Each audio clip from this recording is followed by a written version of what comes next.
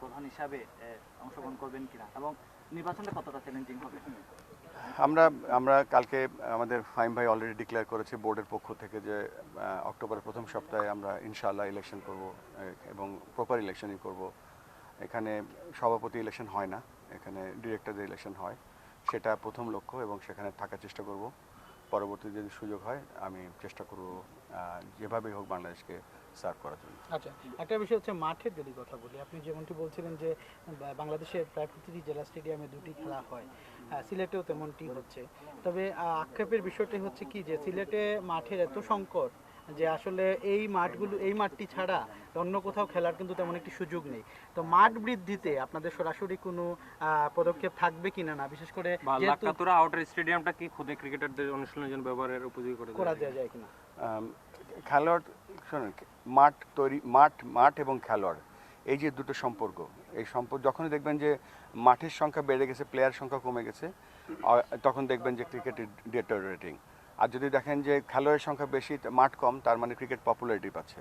So এই জিনিসটা লক্ষ্য রেখে কিন্তু আমাদের যে প্রাইমারি লক্ষ্য সেটা কিন্তু হয়তো সিলেট আন্তর্জাতিক স্টেডিয়াম বা সিলেট জেলা স্টেডিয়ামের মতো মাঠ আর করা সম্ভব না, কিন্তু আমরা চেষ্টা করবো ছোটো ছোটো যে জায়গাগুলো আছে সেখানে খেলা বা প্র্যাকটিস, মানে এটা তখনই সম্ভব হবে। এটা দেখেন, ঢাকার থেকে যদি আমরা সমস্যা দেখি তাহলে হয়তো কয়েকশো সমস্যা হবে, কিন্তু আমরা যখন যে প্ল্যানটা করছি যে রিজিওনাল ক্রিকেট সেন্টার করার চিন্তা করছি, যে ক্রিকেট সেন্ট্রালাইজেশনের জন্য, সেটা যদি আমরা করতে পারি তাহলে সিলেট এখান থেকে যারা ক্রিকেট দেখবে তারা হয়তো ছোটো ছোটো জায়গা দেখবে যেখানে আমাদের কাছে আসবে, বা তার নিজেরাই উদ্যোগ নিয়ে প্র্যাকটিস ফ্যাসিলিটি কীভাবে বাড়ানো যায়, স্কুলের ব্যাকইয়ার্ডে কীভাবে ক্রিকেট ফ্যাসিলিটি বাড়ানো যায়, একটা ছোটো জায়গায় কীভাবে একটা স্কুল বা এজ গ্রুপে খেলানো যায়, তখন সেই দিকে আমরা ফোকাস দিতে পারবো।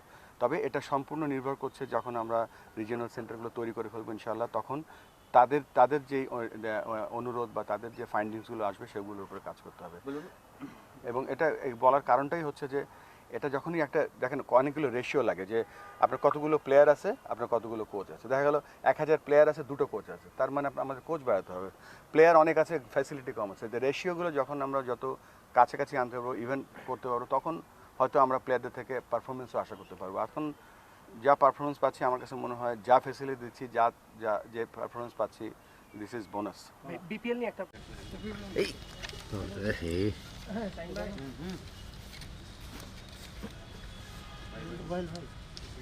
ভাই একটু পিছন তো ভাই, আপনি একটু পিছন।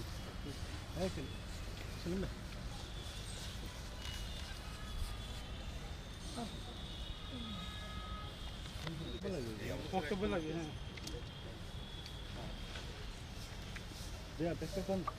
হ্যাঁ,